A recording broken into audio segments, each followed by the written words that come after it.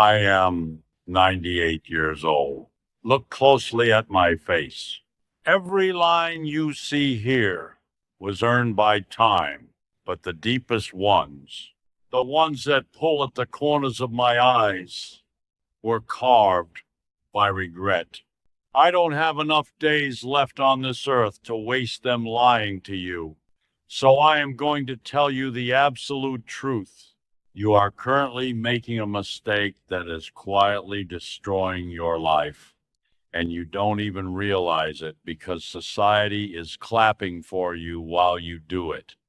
If you keep scrolling, if you brush this off as just another old man rambling on the internet, you will wake up one day in an empty, quiet house, staring at the walls, realizing you spent your entire life preparing to live, but never actually lived. I am going to tell you to stop doing this one specific thing. And I need you to stop doing it today before it is too late.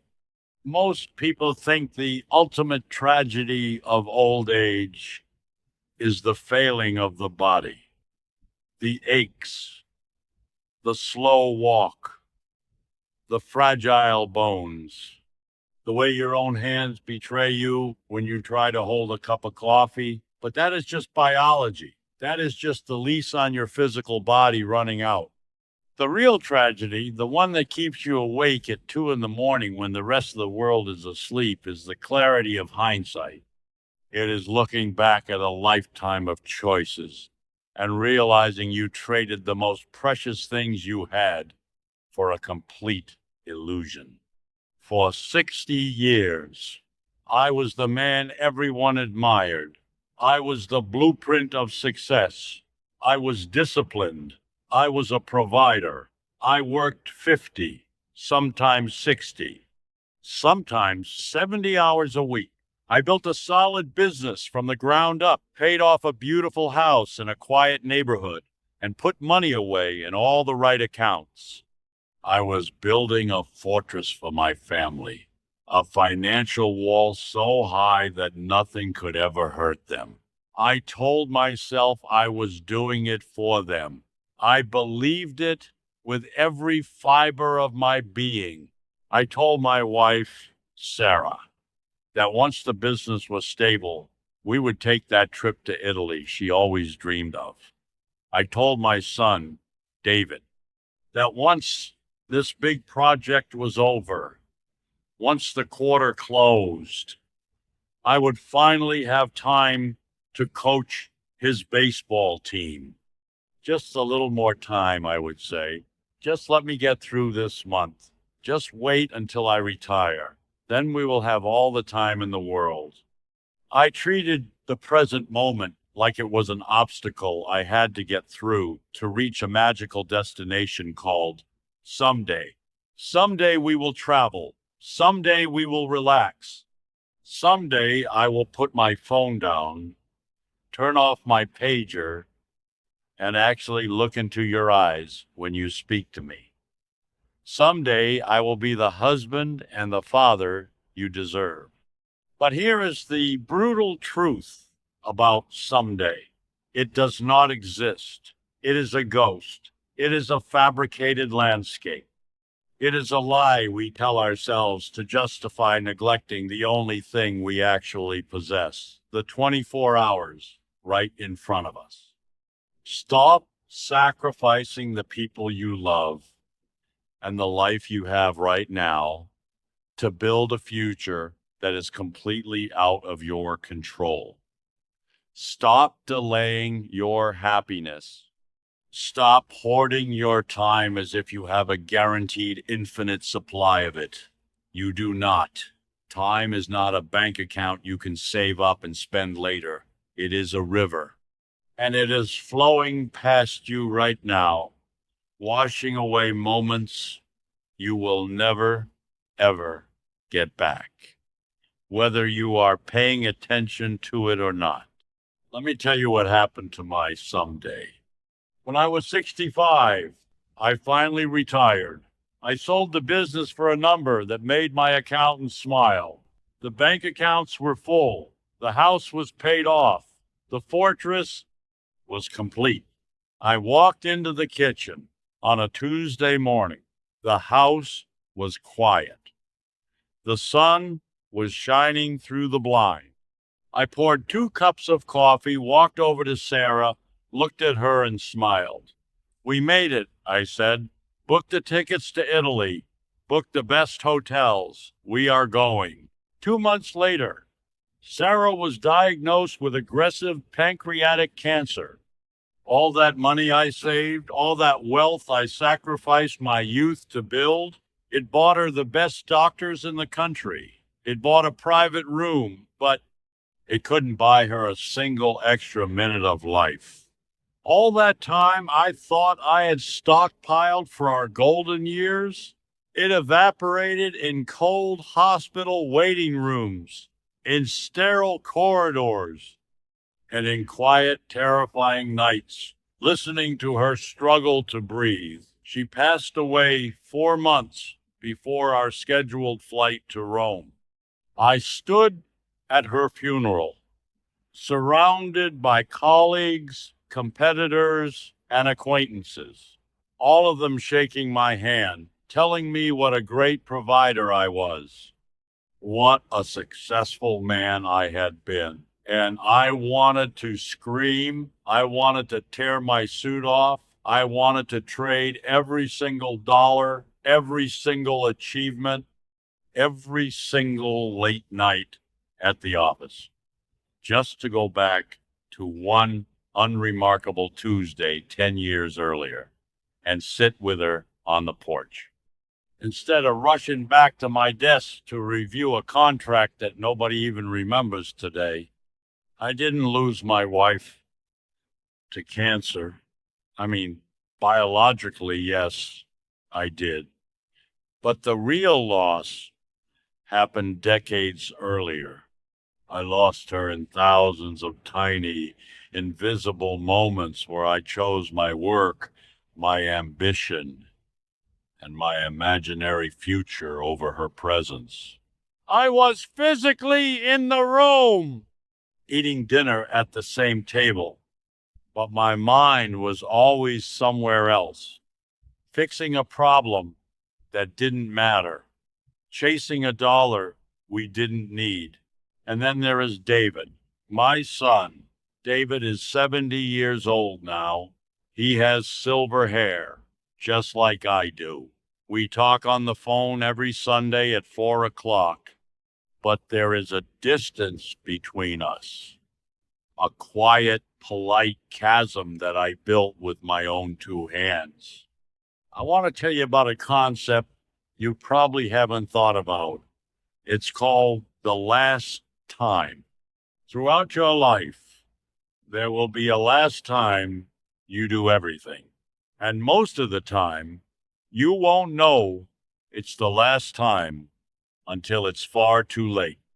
There was a day when I picked David up, carried him on my shoulders, and then put him down, and I never picked him up again.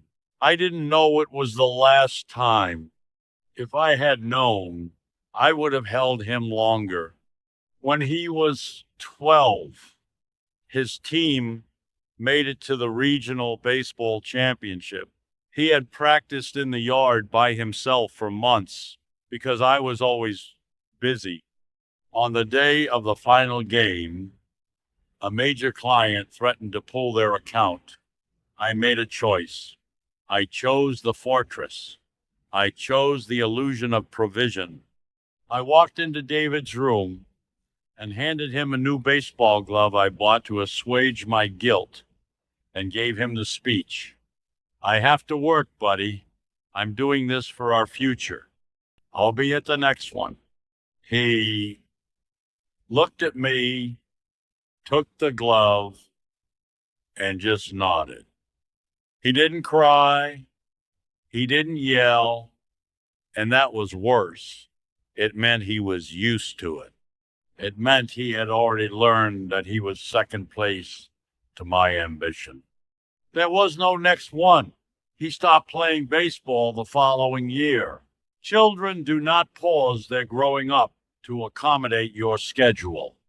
Spouses do not pause their need for connection until you hit your financial goals. Life does not wait for you to be ready. I thought I was teaching him the value of hard work. What I actually taught him was that he wasn't important enough to interrupt my schedule. I spent 20 years trying to buy his love back with college funds and down payments on his first house. But you cannot buy back an empty chair at a championship game. You cannot fund a memory that was never made. You might be listening to this right now while sitting at your desk, or driving your car in heavy traffic, or laying in bed looking at a screen instead of the person sleeping right next to you. You are probably thinking, but Arthur, you don't understand. I have bills to pay. I have a mortgage. I have responsibilities. I can't just stop working and ignore my future. That's irresponsible. Listen to me very carefully. I am not telling you to be irresponsible. I am not telling you to quit your job or abandon your duties. I am telling you to wake up. There is a devastating difference between providing for your family and ignoring them in the name of provision. The greatest lie of the modern world is that success requires the total sacrifice of your present joy. We are conditioned by society to believe that exhaustion is a badge of honor, that being constantly stressed and constantly busy makes us important, that answering emails at midnight means we are dedicated. It is a trap. It is a machine designed to grind your best years into dust while you are too distracted to notice. We do this strange, twisted accounting in our heads. We think, if I suffer now, if I grind now, I will earn the right to be happy later. But happiness is not a wage you earn. It is a state of being you choose in the present. Stop waiting for the perfect conditions to start living your life. You will never have everything perfectly aligned. The kids will always need something. Work will always be demanding. The economy will always be uncertain. The house will always need repairs. If you wait for the storm to pass before you start dancing, you will die waiting. I spend my days in a very quiet house now. The grandfather clock in the hallway ticks, and it sounds like a hammer striking an anvil. The chairs are empty. The calendars are entirely blank. I have all the time in the world. The time I spent my whole life saving up. And I have absolutely no one to spend it with. I sit in my study, surrounded by old photographs, awards, collecting dust, and bank statements that mean absolutely nothing to me. And in this deafening silence, I realized a profound truth. The things I treated as interruptions were actually my life. That annoying neighbor who wanted to talk over the fence when I was trying to mow the lawn quickly. That was human connection. That child tugging at my sleeve while I was trying to read the Financial Times. That was pure, unconditional love asking to be seen. That spontaneous desire Sarah had to drop everything and go for a walk in the rain. That was joy knocking at my door. Look around you today. Really look. The people in your life right now, the air in your lungs, the food on your table, the mundane, ordinary Tuesday you are living through. This is it. This is the main event. There is no sequel. If you are holding on to a grudge, let it go. Being right is the most worthless, lonely prize in existence. If you love someone, tell them now. Put your phone away. Turn off the screen. Look them in the eyes. Give them your undivided, fierce, uncompromising presence. Don't give them your leftovers after work has drained you. Give them your best hours. I am 98 years old. My memories are the only company I keep. I am offering you the one thing I cannot buy for myself, a warning. Stop postponing your life. Tonight, when you go home, stop, take a breath, look at the people in your house as if you are seeing them for the very first time, and realize that one day you will see them for the very last time. Be there, completely, entirely there.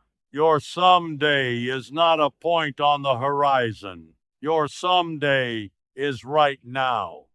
Do not let it slip through your fingers while you are looking the other way. Every life is a tapestry of remarkable stories, just waiting to be told. If today's journey touched your heart, please take a moment to hit that like button and subscribe to our channel. Your support is what allows us to preserve these precious memories and share their timeless wisdom with the world. Click the bell icon so you never miss a chapter. Thank you for listening, and we'll see you in the next story.